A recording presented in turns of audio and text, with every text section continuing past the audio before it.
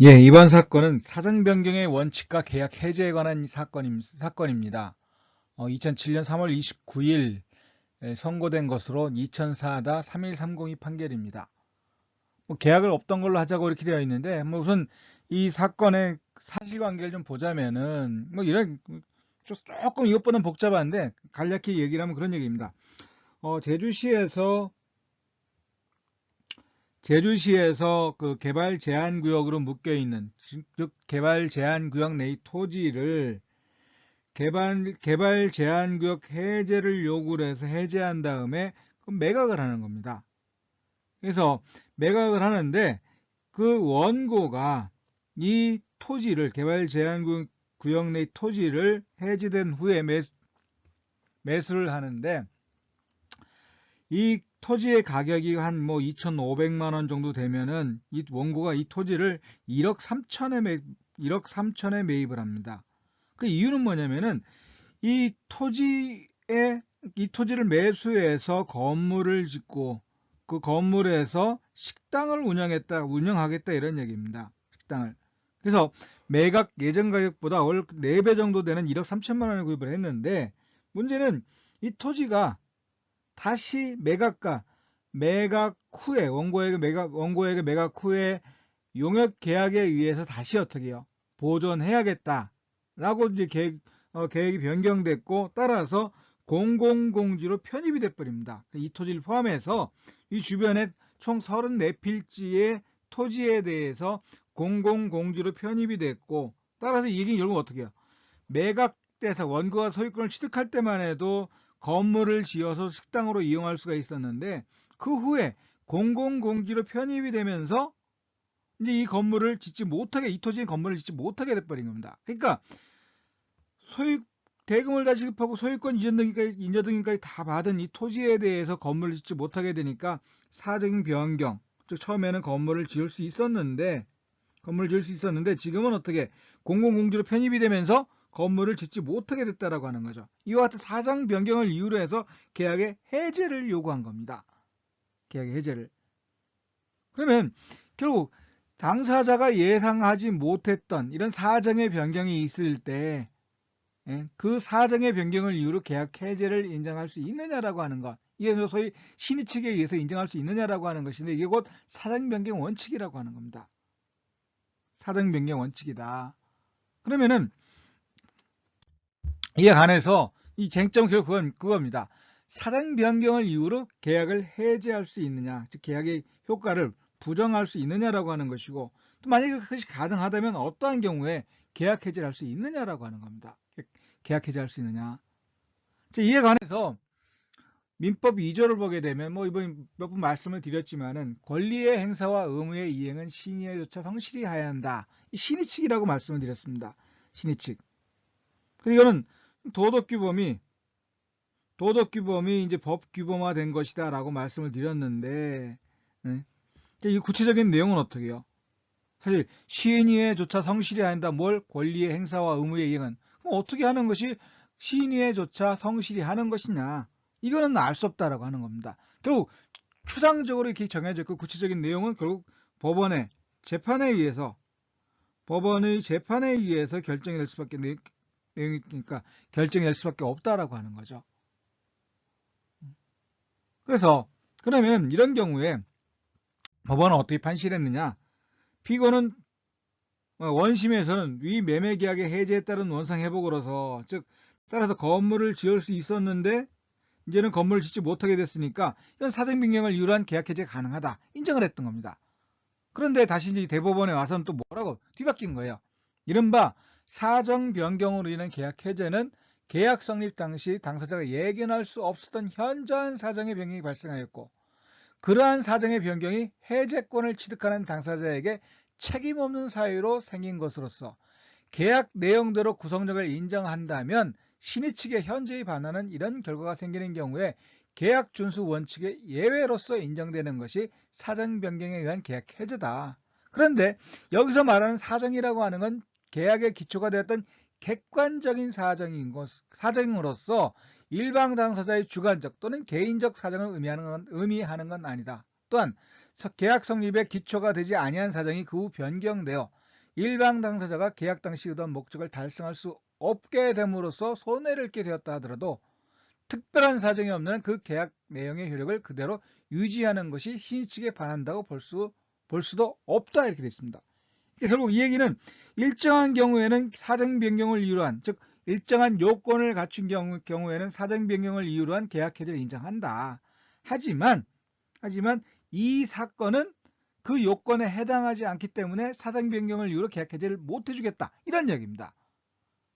그래서 그 설명을 하나 좀 이렇게 설명을 좀 나눠서 이야기를 하자면, 사정 변경으로 인해서 계약을 해제하기 위해서는 우선 예견할 수 없었던 현저한 사정의 변경이 발생한다. 즉 현저한 사정의 변경이 발생해야 되고, 그 현저한 사정의 변경이라고 하는 건 예견할 수가 없어야 한다라고 하는 겁니다. 그 세 번째, 그러한 사정 변경으로 인해 해제권을 취득하는 당사자에게 책임 없는 사유로 이런 사정 변경이 발생해야 한다. 그리고 그와 같은 사정 변경이 되었음에도 불구하고 계약의 구속력, 효력을 그대로 인정하게 되면은 신의 측에 반하는, 현저히 반하는 결과가 생긴 경우에 계약 해제를 인정할 수 있다라고 하는 겁니다. 그러니까 네 가지 요건을 얘기를 한 거예요. 현저한 사정의 변경이 있어야 되고, 그 사정의 변경이라고 하는 것이 당사자가 예측할 수 없어야 한다는 것이고, 세 번째로는 그 현저한 사정의 변경이라고 하는 것이 당사자에게 귀책 사유가 없어야 한다라고 하는 겁니다. 책임 없는 사유에 의한 것이 한다. 그리고 그와 같은 사정의 변경이 있음에도 불구하고 계약의 구속력을 그대로 인정하는 것이 당사자에게 가혹한, 현저히 신의 측에 반하는 결과가 되는 경우엔 사정 변경을 이유로 계약 해지를 인정하겠다라고 하는 겁니다. 하지만 이 사건에서는 여기에 해당하지 않는다라고 하는 겁니다. 왜? 여기에서 이야기하는 이 사정의 변경에서 이야기하는 사정이라고 하는 건 계약의 기초가 되었던 객관적인 사정이라고 하는 겁니다. 객관적인 사정의 변경이다. 따라서 개인적이고 주관적인, 여기서는 뭐였죠? 그 토지를 매수해서 건물을 지은 다음에 이 건물을 식당으로 이용하겠다라고 하는 겁니다. 근데 이거는 어떻게 해요? 매각 과정에서는 나타나지 않는다는 거예요. 그 토지에 대한 매매 계약을 체결하는데 그런 얘기죠. 매매 계약을 체결하는데 내가 이 땅을 산다? 만약에 그 땅을 사서 토지 가치가 엄청나게 오른다 그러면은 그걸 알고 있는 사람이 팔겠습니까? 안 판다라고 하는 거죠. 그래서 그런 동기가 있다 하더라도 그걸 내색하지 않는다는 겁니다. 그러니까 그런 이야기는 뭐예요? 건물을 지어서 식당을 운영해서 돈을 벌겠다.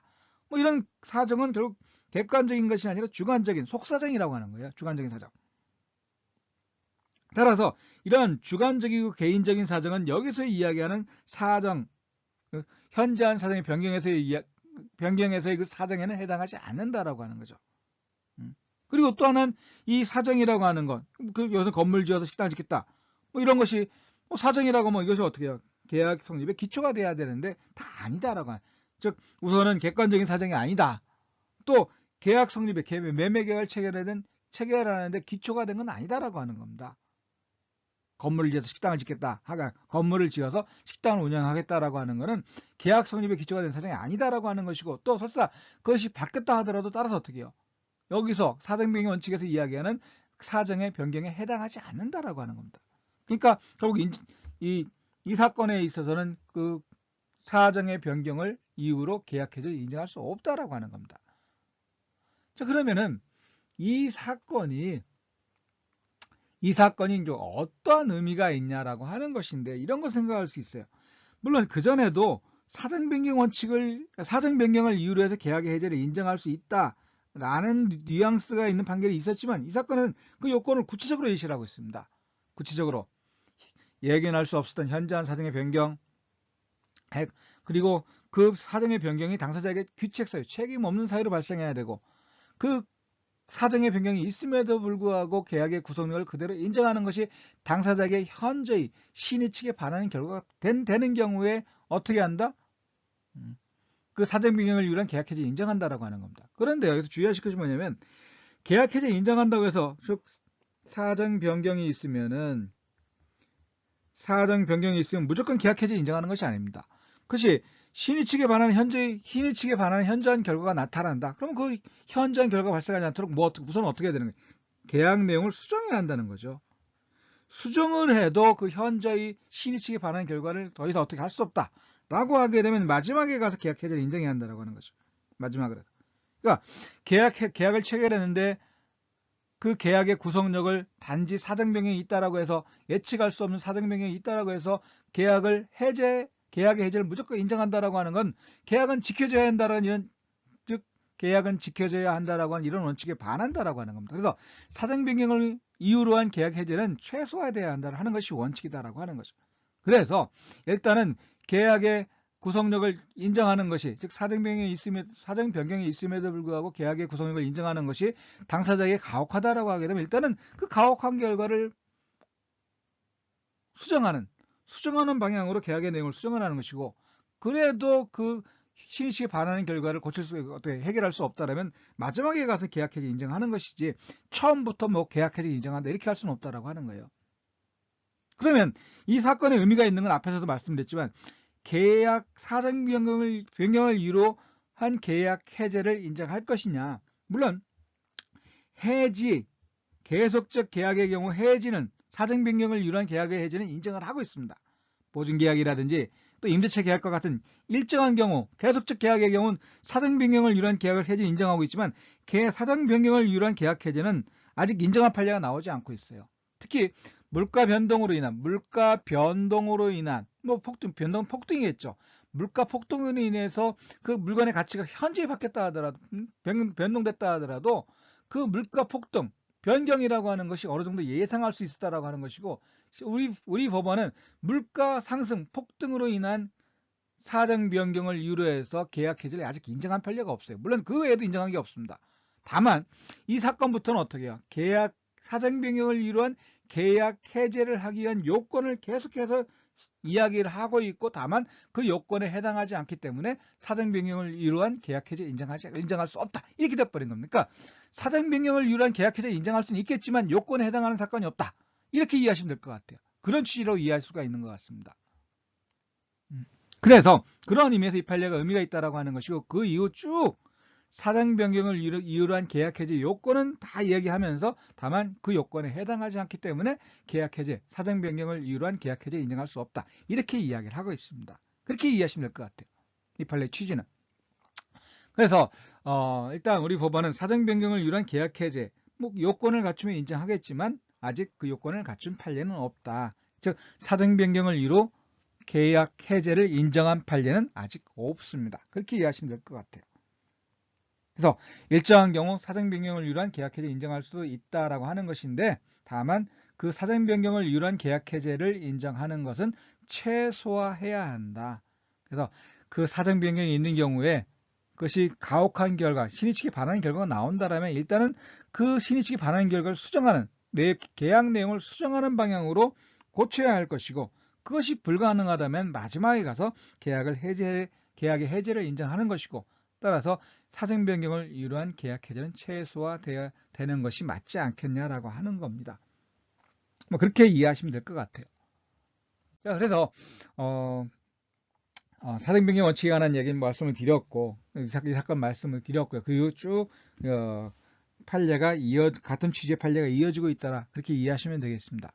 뭐 이 사건은 이것으로 마치고 계속해서 판례 이야기를 이어갈 수 있도록 구독, 좋아요 눌러주시면 감사하겠습니다.